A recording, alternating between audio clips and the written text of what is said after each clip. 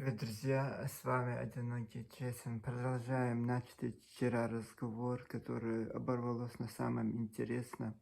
Вот так всегда бывает в жизни. И вот зазвенел телефон, и вот отключился мой видео. Я просто потом решил снять, даже я снял это видео. Потом откровенничался, показал, я никогда этого не делал. Вот свою рабочую обстановку в камеру, в сторону, в кухню, все вот это я поставил. И, конечно, для друзей это было бы приятно видеть, но вот для врагов, которые почему-то считают нас врагами, вот начал бы искать всякие вот это. И я даже сейчас могу эту камеру передвинуть, там ничего нет. Вот как я живу, вот ко мне пришел мой сосед, ему очень нравится моя квартира, хотя мне она не так нравится, но я в самом центре города живу, конечно, это исторический центр, и очень достойная квартира. И и вот тут я, конечно, провожу вот я, знаете, это начинал, что вот я буду дома рассказывать про себя, и вот это без этих политических вот этих, видео. Но так получилось, что сами ингуши меня втянули в эту тему. Я просто видео про своего главу республики, про Рамзана Кадырова, который я просто сказал: "Оставьте его в покое, чё вам лезть туда?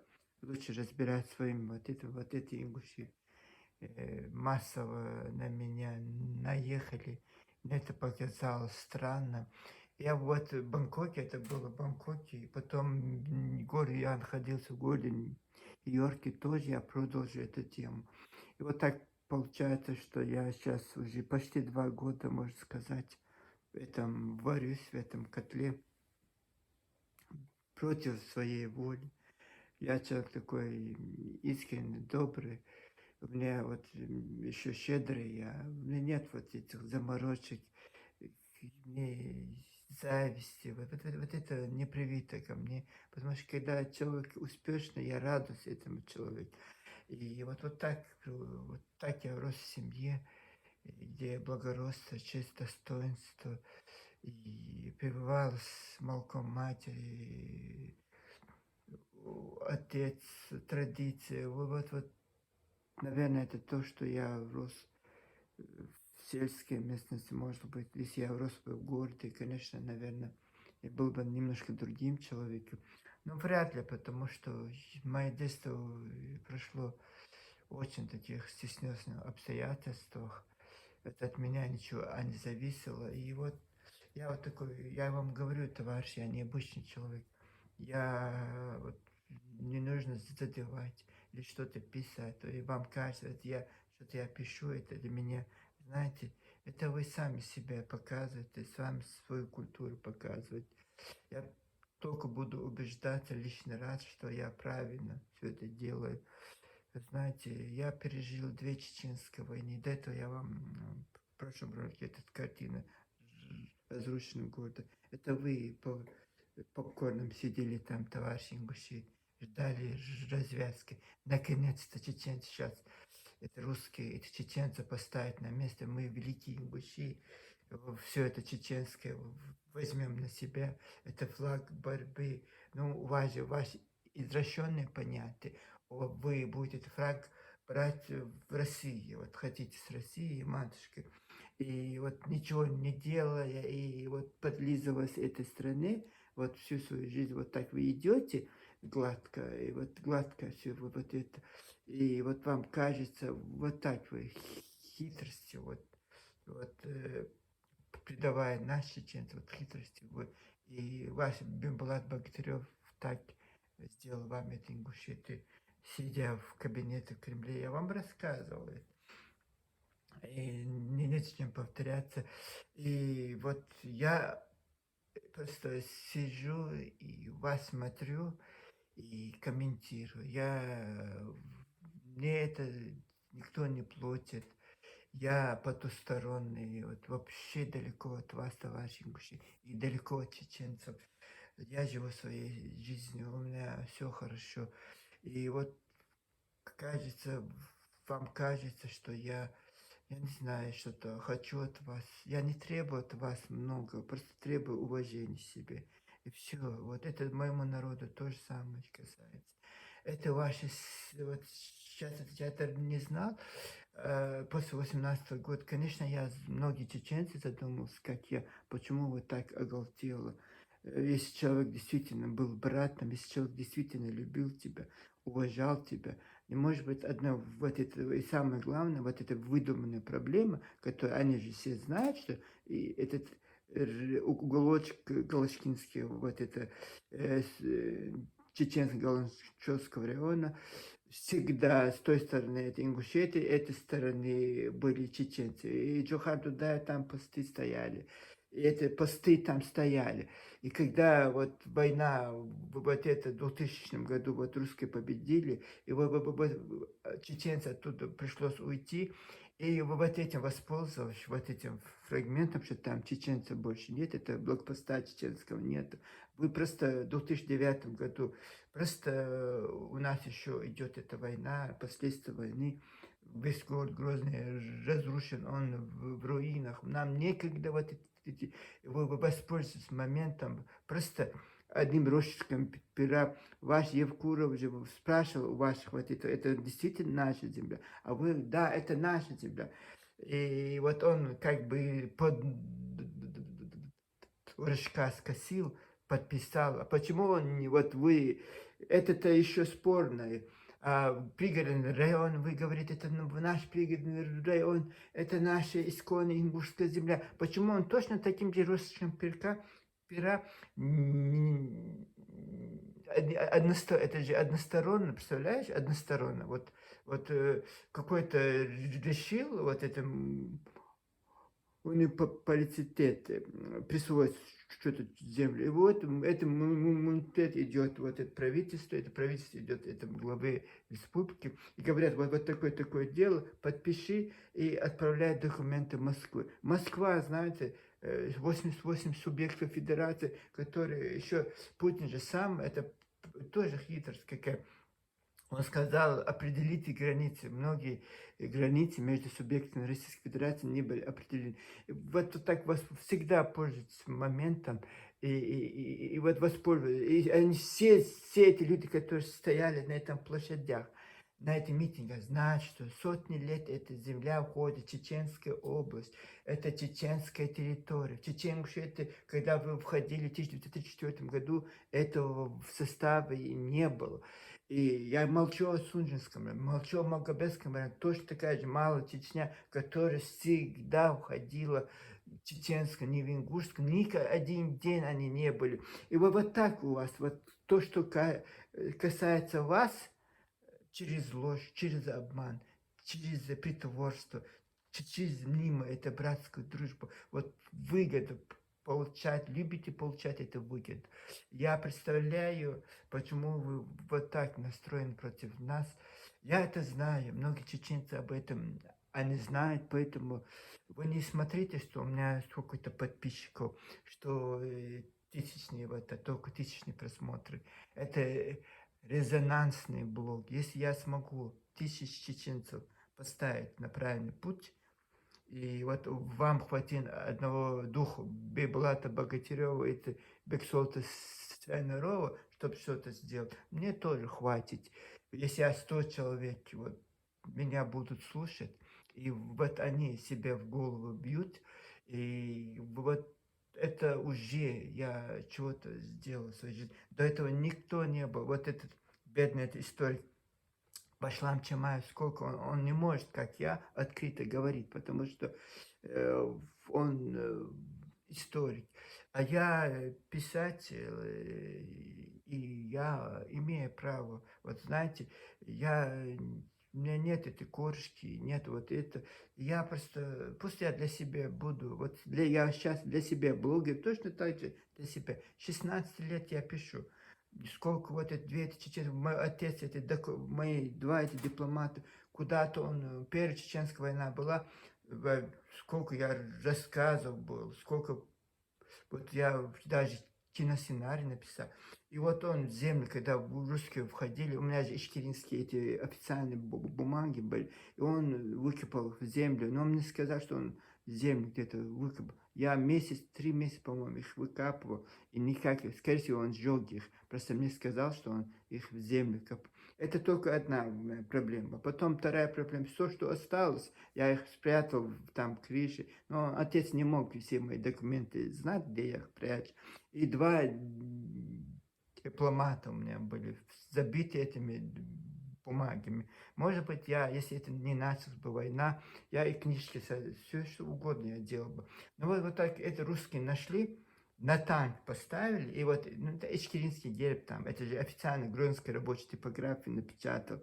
И вот они по всему этому селу Ведено там бросали, с танка бросали, ваш чеченский писатель. Это для меня честь, потому что я-то не писатель, просто они же видят, что-то я пишу. Вот так я вам говорю, товарищи.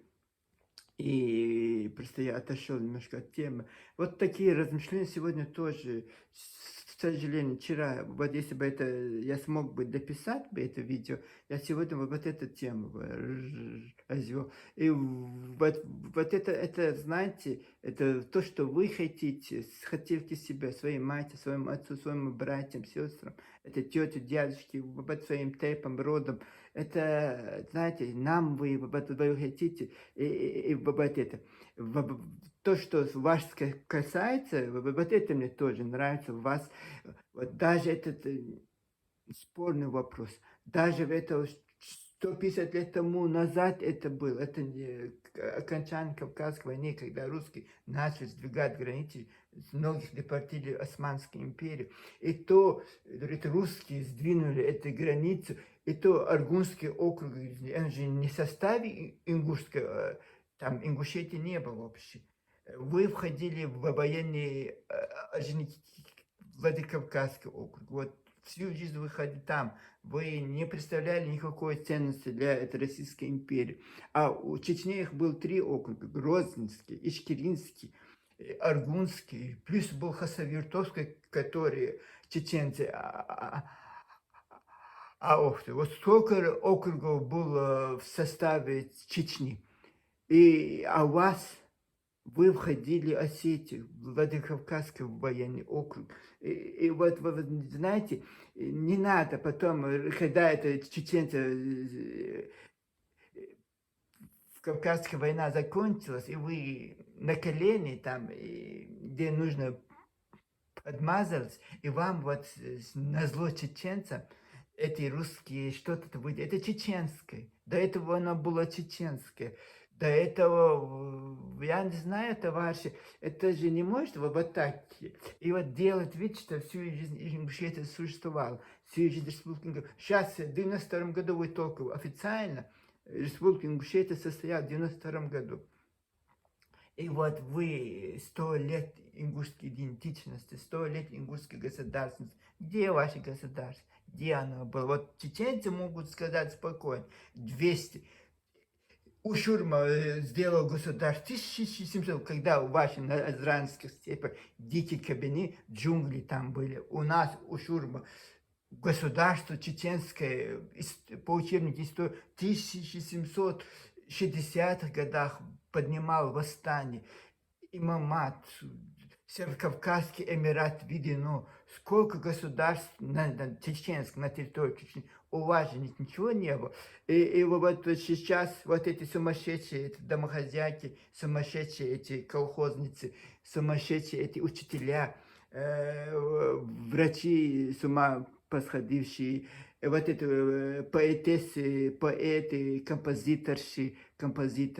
И вот это в Чечне, Ингушетии они были никем на подхвате, даже на VIP-сотрудников они не тянули. Да, кто-то через постель, кто-то через обкомовские кабинеты, там где-то что. Конечно, и дикторши были молодые, симпатичные, не знаю, почему ингушской национальности, как будто бы чеченских вот это не было. Все у вас было прихвачено, и вам казалось, что это вот будет вечно. Когда вот это Ичкерия состоялось, и они разрушили ваши планы, вот поэтому сейчас вы так жестко, так по звериному мстите нам, что вот вы думали, мы будем всегда, вот вы с русскими хотели над нами еще покомандовать. Вы не хотели этой республики Ингушетии. Это вы потом поняли, что у чеченцев 90 1988, 89, 90 годах вы поняли, что чеченцы хотят уйти с России.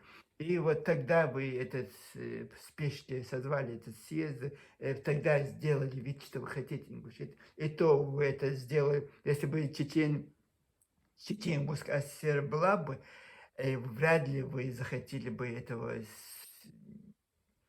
отделения. Конечно, хотели. Вообще город Грозный, огромный мегаполис Северный Кавказ. Вот там вы сидели, вам же это интересно было. А Назран у вас вообще затухал. Хорошо, что жители, хоть кто-то там жил. Не все ингуши эгоистичны, не все ингуши такие меркантильные. И там действительно ингуши, которые действительно ингуши. Не те, что ангушты, вот это приехавшие из Дадарьяля, и вот это самозванцы, ингуши, которые в Грозном жили. А вот чисто ингуши, вот это, вот, азранец, вот они вам сохранили этот республику Ингушетию. Когда вы бегали по грузинским бульварам в поисках приключений, вот эти труженики там работали, ничего от вас не требовали. Вы вели вольготную, красивую жизнь. И в Москву ездили, и в Волгоград, и в Ростов, в Орджоникидзе. Вот Азан почему-то вы эту дорожку забыли. И вот так. Ну, вот такое. И вот когда война началась в Чечне, вот все прибежали туда, сразу захватили эту власть. И до сих пор держите это власть в своих руках. Проходимцы, вот я говорю, наркоманы, проститутки, проходимцы, лгуны, самое что ни на есть. Вот вы видели, я это не просто так говорю, потому что я сейчас очень много видел, вот это Меххел, это сумасбродство, вот это непонятное, вот это Идрис Абади, вот это русский Бузуртанов, какого отношения он там имеет, вот это Ратмир Ильянов, Яри, чеченофоб, главный режиссер Гостеля, вот все эти мягкие вообще генералы вошли в этот мягкий и ходили вот этом, сперва ходили вот этому покойному Бейбалату Богатыреву постоянно там, 2012, вы представляете? Сейчас вы говорите, вы от нас в 18 году там вот, мы потеряли свою землю. Нет, это уже у вас был 2012-2011, 2004 года, когда Зяйского, это генерал ФСБ пришел вам, вот он растал, всем награды дал. Вот это Декала Музыкаева, сегодня пойдет речь о Декала Музыкаева, который бывший министр 8 лет, 6 лет, там, 8 лет, у нас было 2008 по 2000 какой-то год был министром, потом, когда вот его убрали, он, наверное, обиделся, в 2015 году поехал в Азербайджан поднимать азербайджанскую культуру, там их государственность. До этого он 1996 по 2000 год был главным руководителем, художественным руководителем, представляете, созданный ансамбль Ингушетии, и все наши чеченские танцы, все туда внес. И вот благодарность Ингуши ни разу не вспоминает по этот случай. Это министр культуры Ингушетии подал вот это, скорее всего, Рая его похлопотала там. Говорит, вот тут есть у нас интересный хореограф в чеченских войнах, который связан. И давай мы вот его притащим и договорились, что вот по хитрому обманем вот человека. И пусть он нам все чеченские свои секреты выдает, танцы нам разучит, а потом мы, знаешь, и потом скажем, что это наша ингушская. Поэтому зря же Умар Димаев вам написал ингушскую лезгинку, потому что вас не было. И вот этот чеченский филолог Азамадышний объясняет это тем, что почему у него тоже задан был вопрос, почему ингушей тогда Интересно, все у них, вот казалось бы, вот, грамотные люди, они учились. Когда чеченцы не было работы, были вынуждены уезжать в другие области России и там зарабатывать.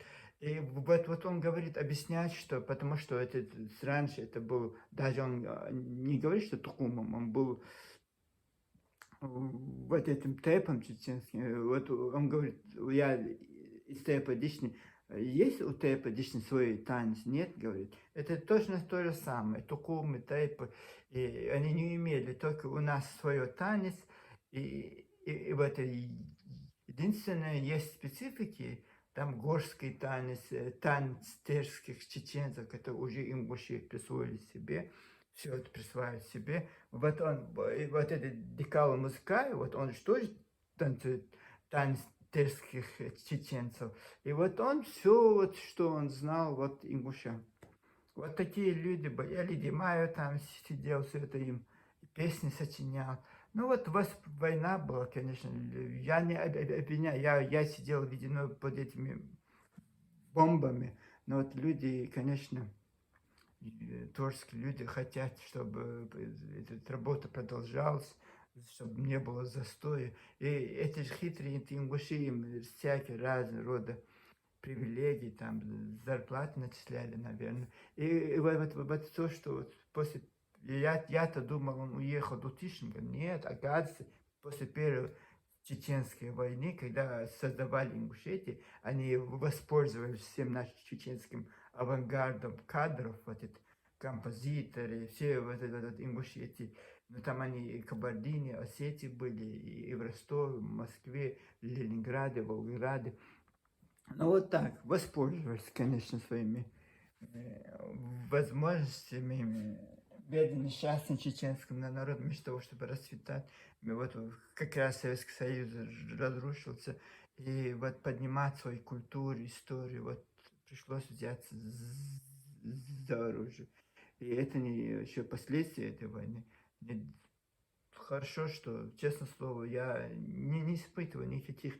Вот знаете, есть люди, которые для меня вот Рамзан Кадыров, если честно, вот что было бы с нами, я представляю, после первой войны в этой Ичкерии, вот у них было свое, знаете, на все наплевать, на чеченский народ, на чеченскую культуру. Вот почему вот это было? Вот я был 20-летним парнем, меня пригласили, создали, Джахар Дуда создал чеченскую киностудии Грозно. И меня, как я же киносценарист, первый чеченский, можно сказать, я уже до 1993 году, да, 92 году, подростком уже написал киносценарий фильму, вот этот Грозский издательство это напечатал, специально, не просто так, сейчас компьютеры, сейчас принтеры, все, а раньше так не было. Это нужно, я в типографии специально напечатал все это,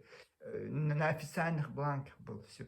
И, и они меня пригласили, что мы создаем на студию, и вот меня пригласили туда, и вот идея была очень хорошая, вот потом забыли про меня. Да, у меня такой я был перспективный молодой парень, и я за ночь, вот я ложусь спать, просыпаюсь утром, целый киносценарий в моей голове. Вот такой был. А сейчас, конечно, после этих войн, после этих страданий, после этих бытовух не так, но я могу в течение месяца любое вот это произведение написать, если рассказ нужно. Я пишу по международным стандартам, я не просто так сел, солнышко взглянул. Нет, у меня есть хорошие диалоги.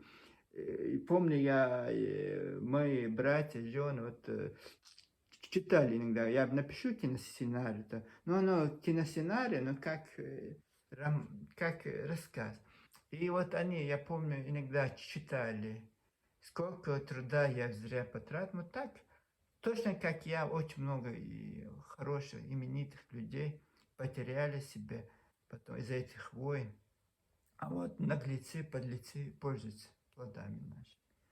Вот такой. Давайте сейчас я начну с этого Дикала вам покажу, какой он танцор наш, и как бы будет продолжение. Ну, там продолжение, там такого нет. Вот этот факт, что он 1996 год по 2000 год, вот все вот чеченское он там отдал. Он сейчас будет танцевать со своей женой Адиной. Мне кажется, это как раз 60 лет войнаху.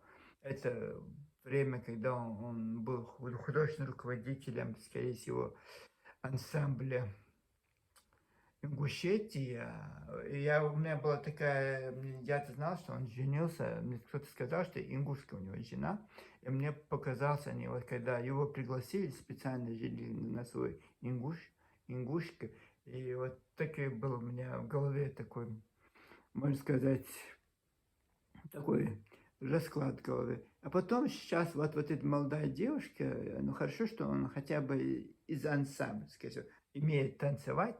Девушка зовут Адина, и он в возрасте, вот сейчас, вы знаете, в возрасте 36, 7, 8, ну молодой парень он тут. И это Ингушетия, когда он был вот руководителем художества. И самое интересное про это очень значимый факт, ингуши умалчивают. Вот про режиссер Елова расскажет, что она создала этот ансамбль Ингушетии, а вот про это Музыкаева не говорят. Вот так, вот такая благодарность. Эти люди такие чеченцы, поэтому, знаете, такой выдающий человек, это почти второй Махмуд Исимбай. Очень такая схожая биография с Махмудом Исимбаевым.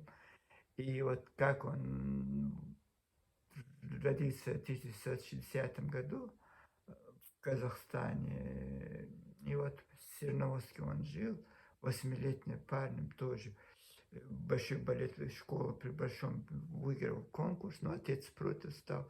И он там тайно, как Махмуд Эсимбаев в фильме «Я буду танцевать», Азербайджан фильм, он тоже так тайно ходил на эти курсы. И ходил танцевать, а его привел танцем любовь, вот дядя, дедушки его, музыки Мальсай. Вот это тоже и как бы ингушское имя. Вот такое. И вот он Грозом окончил вот этот просвет училище, потом в Москве тоже он оканчивал вот это 1996, 92 по 96 год, тоже вот это Московский институт культуры. Ну вот с красным дипломом, человек очень грамотный, человек очень продвинутый, он потом создал свой коллектив. Представляете, вот началась война, начался беспорядок, вот ингуши воспользовались им, как молодцы, 36 лет ему нет, вот они взяли его, он с 18 лет танцует в ансамбле «Война», и вот взяли вот такого перспективного человека, своим балетмейстером сделали, и потом сейчас использовали его, ни одно слово про него, ни в одном фильме, нигде не упоминается про этого Дикалмиского, хотя я очень много Кабардино-Балкар, Северной Осетии, везде про него каналы делают репортажи, азербайджанские СМИ, везде все про него говорят, весь мир про него говорит, кроме Ингушетии, где он 5 лет все наше чеченское прививаем ингушам, ложно, наверное, он думал, он такой человек, типа, и он позиционирует себя как человек мира, но, знаете, иногда нужно быть не миролюбивым, а вот чеченцем, настоящим чеченцем. Вот он, как Махмуд Исимбаев носит это папаху, вот Махмуд Исимбаев, когда гастролил в Латинской Америке, 200 тысяч долларов, тогда это, сейчас это $1 миллион, тогда, в 60-е годы, он отказался продать свою папаху. Вот так. Это честь, это достоинство, конечно, горца Кавказа, чеченца. Но вот такое печальное. Вот они обманывали многих, обманули. И вот такой печальный. Давайте сейчас мы послушаем, что он там хочет. Танец посмотрим.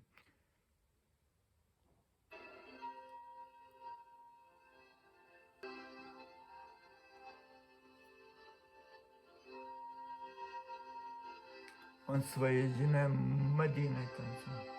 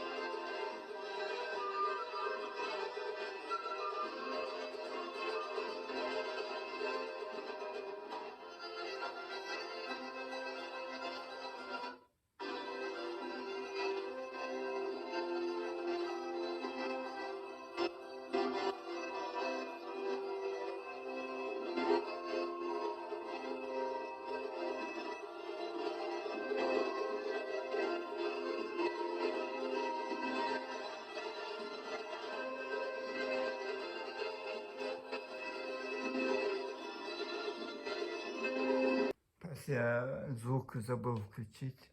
Ой, у меня монтажом в последнее время очень хромает. И мне. Я же могу красиво все выдавать, вот всегда забываю. Всегда забываю смотреть. Ну вот, Дикал музыка вот такой, как Муса Гашая. Он сперва написал тоже песенник, он очень много песен. Вот это. И вот он сперва написал книгу про знаменитых чеченцев, а потом написал книгу про знаменитых ингушей. И Зязьков дал ему награды. Это тоже народный артист Чеченской республики, республики Ингушетии. Там сколько Кабардино-Балкар, Абхазия, Башкортостан. Очень много у него званий, регалий. И вот наши все чеченцы такие миролюбивые, такие всех везде. Они даже вот это учат этих других народов, это танцы. Вот почему-то свои танцы. Никто, вот даже эти ингуши, ни один ингуш не пришел, вот, чтобы нас научить этим танцам. Я не знаю, какое-то свое, у них тоже, наверное, что-то есть. Там вот ни один ингуш не пишет книгу про чеченцев, хотя 70 лет там они прожили. Только свое, только про себя, что вот сколько вот это. А вот наши и книжки, и песни, сколько песен Али Димая Галгачи. Есть песня Нахчичу, есть песня Галгач. Вот он им написал вот эту песню. Сейчас они еще говорят, что это Али Димай написал. А некоторые даже не пишут, что она. Вот потом, через 10 лет, это ингушская песня. Тоже Умар, его отец Умар Димая встал в Ингушии, не было лезгинки, и что, они же наши братья, и он сочинил им лезгинку. Вообще, не, это не Умар Димая. это наш национальный, древний ингушский танец. Вот так это.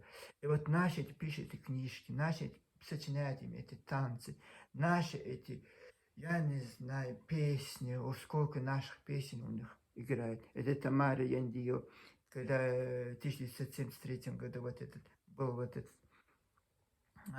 митинг грозный. Из-за этого они решили создать ингушскую труппу в Ленинград. Это и Нурбиев, Руслан Яндиев, очень много, вот и Бейков, все они, вот эти песни, вот эти метро. И вот они все поехали туда учиться. И вот когда приехали, вот этот создали, вот, в 91 году создали этот коллектив УЛАМ. И вот они, не стесняясь, все эти чеченские песни на ингушский манер все исполняют. Это и нормально. Вот нет вот такого вот имя чеченского, вот чеченская песня. Почему она, вот мы у нас чеченцы, Умар Дима написал вот ингушскую лезгинку, это же мы воспринимаем, вот нам, чеченцам, мы рады, что он написал, и вот как будто бы это наше достояние ингуши. У них не так, это не так, никогда не, вот у них сразу присвоит себе. Вот этот Тикало музыка, 5 лет, все наши техники танцев он им отдал, и сейчас я не говорю, что кому-то кто-то сказал. Это они мне приходили, утверждали, что это чеченские танцы, это чеченские танцы, это ингушские танцы, это наша техника. Это, конечно, если вот этот человек, ваш 5 лет, вот и почему вы скрываете этот факт, что он, когда создаете ваш коллектив, он 5 лет был руководителем этого коллектива, художественным, самое главное. Вот он все, что хореографии, все, что вот это было, сколько вы в российских, международных за него побеждали. Сейчас вы, конечно, у вас ничего не было. Ваша Хава Абедиева рассказывает, как создавали телеканал Ингушетии. Отдавали району Судан Азрани, вы находились, вот, конечно. И вот друг архив, очень много архивных данных, и гостелерадио, часть архив сразу перекочевал вам. Вот Грозный университет был, война, там все, перед войной, все эти документы, вот взяли, перекочевали свой ингушский университет. Этот Бейблат Богатырев хвастается, там интервью говорит, вот Ельцин сказал, такой маленький территории, возможно, там еще вот план дайте нам. Вот это не стесняясь взяли план, госплан СССР, это же, который руководил госплан, тоже ингуш, он взял этот госплан с собой. И вот огромная республика, которая была шестой экономикой Советского Союза, город Грозный, Чечен-Ингушетия, это была шестой экономикой СССР. Вот этот масштаб, вот это, который 40 населенных, ничего у них нет. Сейчас говорят, у нас 8 тысяч, ой, самолет летит так низко. 8 тысяч, говорит, у нас тракторов было, там 20 тысяч крупнорогатого скота, там барана. Вот где это находилось? Вы представляете? Это же Чечен-Ингушетия. Это колхозы Чечен. Вот они вот так вот переписали все это на себя, и Ельцин рубку поставили.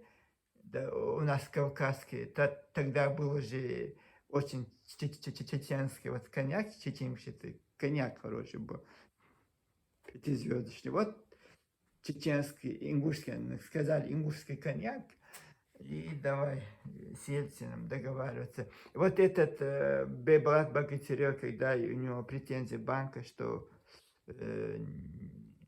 достаточно 18 миллионов рублей во время осенне-ингушского конфликта, который он взял в банке, 60 миллионов, и не смог отчитаться за эти деньги. И вот тогда он говорит, за эти 2 тракторов они бегали за мной, меня преследовали. И говорит, у нас 8 тысяч это было тракторов. Где можно было 8 тысяч тракторов? Вы представляете, что это за масштаб? Это Чечения, Ингушетия. Вот так это. Просто Госплан ЧССР себе переписали и создали Республику Ингушетия. Все вот с самого начала. Это нечестно с самого начала. На манипуляциях, на готовы были все. Вот. Если у них были эти танки, они были грозные. Я не знаю, это, впереди русских бы пришли бы, как они пришли в 92 году, впереди русских. Русские за ним шли. Вот когда они говорят, что русские впереди были, осетины были сзади, когда Пригин районе конфликт был. А когда вот этот конфликт закончился, и 10 ноября 1992 года э, там было решальное положение Северной Осетии и Республики Ингушетии. Но там республики еще не было, вот на этой территории. Вот. И вот они, эти русские, впереди шли русских. Представляете, сзади идут русские, впереди идут ингуши и показывают, что захват. Так они хотели захватить Свердловск. Асиновку, вот много, вот, так другие Карабулак захватили, вот русским воспользовались. И Дудаев, конечно, не стал ссориться. И вот такие моменты, все нечисто, все вот на лжи. Всю историю вашу на лжи, поэтому я не верю вам.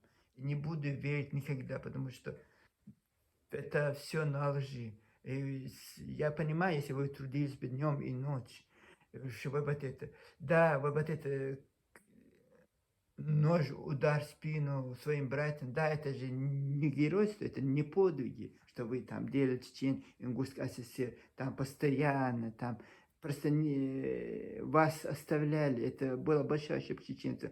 Надо было к стене несколько пару этих на букву Г примазать и давай проходимся, вот. И надо было их обратно, свой зрать, чтобы они немножко пыл свой убавили. И реальность, они как они, вот в одном, надо у них один район Азранский, вот у них была вот такая идея Великой Ингушетии. Как это? Скорее всего, у них был в планах захватить Чеченское, договориться с русским, и благо вот это, почему это просто это в мои видео не вошли. Просто интересно, слушайте, этот чел, он везде выступает. Скорее всего, было в планах все чеченское. Вот даже было в эти затерские районы там присвоить. И, скорее всего, не получилось, потому что из-за населения чеченского, куда вы дели бы население? Как в Осетии бы их всех измучили бы, изгнали бы? Вот это интересно. Сейчас тоже. Ачхаймартан вас. Там 100% чеченского населения. Что вы хотите от Ачхаймартана? Город, конечно, вам город, красивое место. И Бамут, вся население чеченское. Свердловск чеченское. Асан чеченское. Куда вы хотите? Вы же говорите, о, мы тройские, мы ингуши много, беженцы. И то беженцы Осетии из Грузии. Вот это наше. А вот все Дагдокер, почти 100% населения чеченцы. Нет, это не чеченцы, это ингушские, вот так. И вот это сейчас провести референдум у вас, товарищи ингуши, вы говорите, о, ингуши, вы посмотрели бы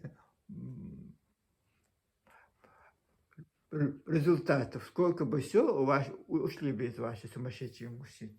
Вот боитесь этого. Ну, это вы доиграетесь, конечно, доиграете своей самодеятельности.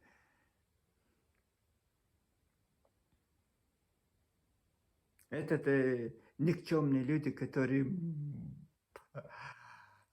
амжами были у нас и драли эти туалеты, уборщицы, вот эти великие люди.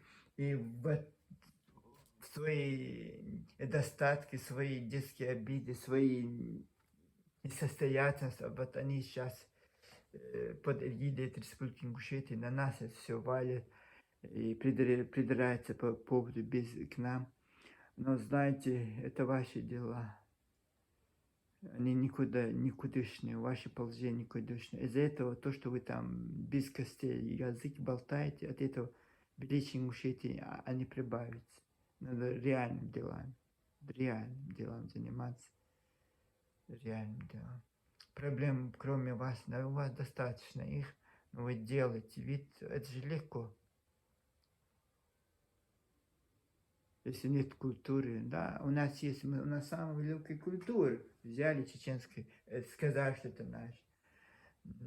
Там же не надо суетиться, не нужно доказывать. Вот сказали. Вот то, что касается ингушей, мы вот так сказали, голословно, и все. Это последняя инстанция, это правда. А то, что мы будем, вот Сунжинский район, никогда ваш составе он не был. И вот это, ну хорошо, что вы, твари, открываете рты, вот вы получите чеченцев, знаете, это самая большая империя в мире, это Российская империя не смогла справиться с чеченцами. Думаете, вы какая-то кучка несостоявших негодяев сможете что-то, да, вот обратно прилететь. Поэтому для этого мы тут сидим и разъясняем. Иногда и нудно, иногда и не так гладко. Мы же для этого не учим, мы, как вас, товарищи в КГБ, не учили нас. И у нас нет, мы чистокровные чеченцы, чистокровные горцы. У нас нет вот этих шпрекин из русиш, как у вас, как будто бы ваш родной язык. Я рассказывал, что я попал в Ингушетию, Азран, вот этого микроавтобусе. Ни одного слова ингушского я не слышу, только вы разговариваете на русском языке. Вот такие вы своеобразные, своеобразные товарищи. Вот то, что вы говорите на этом русском, вот вы гладко все, вот это не это же ложь, это неправда. Конечно, если я бы врал бы наглую, у меня тоже получилось бы гладко. Мне не надо что-то думать, вот это правильно, это неправильно. Границ нет, говорить все, что было здесь. Но нас не так учили, не так воспитали наши предки. Поэтому мы считаем чеченцев. Если мы были ингушами, это другое дело. Ну, вот такое, даже я заглавие Никола Мамуска, это чтобы подумать, как эти великие наши люди вот поднимали эти Ингушетии, какая благодарность от этих людей, этим людям. Даже, да, родные дали, и когда мне Рамзан Паскаев тоже дали родные артист Ингушской республики Ингушетии. А когда мы творческие вети, осетины пришли, кабардинцы пришли, по видеосвязи, Дагестанец там выступал. Вот Ингушей не было. Ни одной певички, ни одного... Вот это так у вас, понимаете? Связано с чеченцами, это вас не касается. Вот мы, да, почему-то мы, чеченцы, должны... Вот какой-то ущербность, это, мне кажется. Это от чеченца, давно чеченцев нет. Забудьте этих ингушей, они никто. Соседи, так как дагестанцы, как эти осетины. И вот забудьте их. Вот вы как старшие братья, как вот тянули их, как могли. Хотели сделать из них людьми, но не получилось. Где-то вы ошиблись. Они сами свернули и на ту дорожку.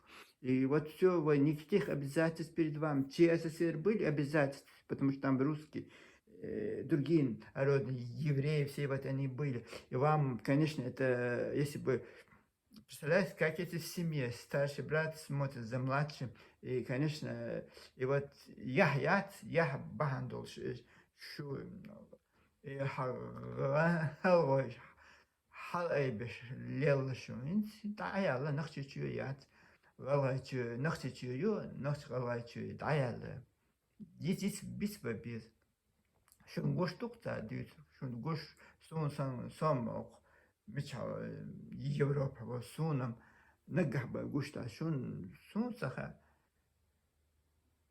عاد بيتاش ناخ دايلش بيت عاد بيتني ناخ إي خارتل يامرتلونا تسلي ديكنيك تارجر دال تخيل سونتا دال حديثش سون هو ديك دين هو كنيج يازين هو ايش الليق هو دال مرز دوش دال نختي ديك درشو ما خز عينه ما مرز عينه تهم داتقتا غلغوي дал Бог, Бог есть, Он видит. Просто я не привык на чеченском говорить. Конечно, я лучше, чем русский, я могу говорить, это нужно же, если ты годами не говоришь, конечно, устно, это очень сложно, конечно. Надо привыкнуть. Вот такой, что, какой ущерб от этих людей? Оставьте их.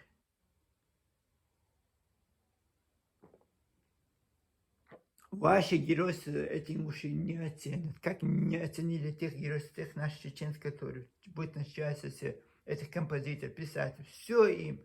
Эти карьеристы в последнюю очередь думали о своем ингушском народе и в последнюю очередь думали о своей культуре, истории, все. Вот только вот занимать эти должности, вот кормушки им была нужна.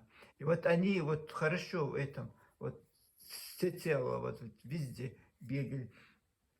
И сейчас, конечно, задница пригрела, вот понадобилось. Так говорить это одно дело, а если нет начинки, другое. И вот мы два цивилизационных выбора. И никогда, скорее всего, никогда мы не будем больше иметь. Никогда.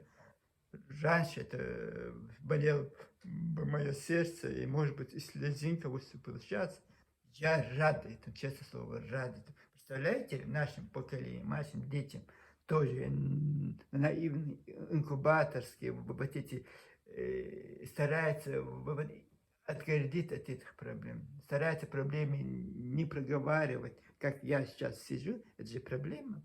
Я просто проговариваю, не потому что я плохо отношусь к этим мужчинам. Просто есть проблемы, которые от ЧССР идет. Вот такое нежное, трепетное отношение этим несослуженным людям, этим ингушам. Почему мы такого благородства, вот мы должны всегда ущерб себе вот относиться ему вот так. Вот я это не понимаю. Хорошо, ЧССР закончился 3-4 года тому назад. И ингуши показали себе, какие они братья. Сразу же, при первой же проблеме указали нам пальцем и уехали. Азан, хорошо уехали, хорошо, что она состоялась, этот народ хоть как-то. Но вот зачем нам сейчас эти проблемы от этих людей? Почему мы должны сидеть об этом говорить? Вот я не понимаю. Может, вы кто-то понимаете этого?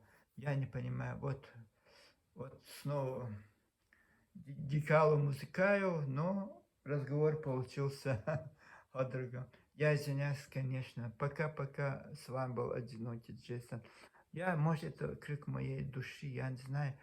Неужели сколько у нас же мы информационно можем выиграть. У нас огромный ресурс. Чеченская республика огромный ресурс. У нас база, у нас все. Вот пару этих никчемных людей заткнуть, я не знаю. Может, это им кажется не так глобально. Может, им кажется, вот просто будем не замечать, да, это правильно, с одной стороны. Этих высочек очень много. Вот я сотни роликов снял, как бы сколько всего вот полезного этим ушам сделал, раскрыл их проблем. И да, будем искать плато, вот я чеченец, ко мне только презрение. Вот такое.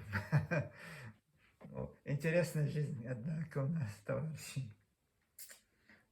Концерты еще будут, истерики еще будут. Мне кажется, еще нужно запасаться терпением. Они во всей красе своей покажут нам, кто они такие. А потом снова будет, вот знаете, делать им по поблажке.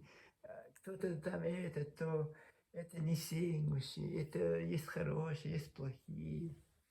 Ой, детский сад, честно слово, детский сад. Вот как это? Вот это, скорее всего, это прививается эта стойкость, это отвага. А вот когда ты попадаешь в сложные условия жизни, вот из Европы это же не так гладко. Тут очень сложно проживать, это нужно очень много соблюдать. И когда ты вот чисто вот по-человечеству вот берешь за себя ответственность и продолжаешь жить, вот нужно взять ответственность. И Академии наук есть, это гости для радио нет, а филармонии есть, Министерство национальной политики есть, Министерство культуры есть, столько учреждений, и вот даже Министерство образования есть. И вот и взял вот это как-то работу, вот последний это Миннацкульту, вот как это называется, учреждение, министерство, ютубе канале, последнее видео 2 года тому назад у них. Последнее видео 2 года тому назад. Представляете, вот как они занимаются своей национальной политикой. Вот что это? Да, если ингуши говорят, вот эта песня, это наши, вот туда вот снять, есть телеканал чеченский, репортеры, вот все это снять, фильм поставить и туда занести официально. И гости филармон тоже может заявить права на песни, на это. Вот как-то, я не знаю, как-то, вот этот концерт 60 лет войнахо, и 50 лет или вот это будем проводить. Торжский вечер этих Паскаева, Тамара Даша, Макимежиева, вот тоже будем проводить. Это тоже нужна работа. Но с этим тоже нужна и другая работа, где вот культурное наследие чья СССР сохранить, чтобы эти имущие не присвоили себе, не прерывали, они все украли и увезли. Вот проблема в этом. Даже негде камеры у них не было. Сейчас вот снимают фильмы, вот книга, вот знаешь, сколько книг на документах они пишут. Это значит, они притащили с Грозным, где они работали, все с собой забрали в Ингушетию. Опустошили Гронский музей. Это, я повторяюсь каждый раз. И как это не видеть, как этому не противостоять, тоже непонятно. Вот такой дела. Пока-пока. С вами был одинокий Джейсон. Мире добра всем.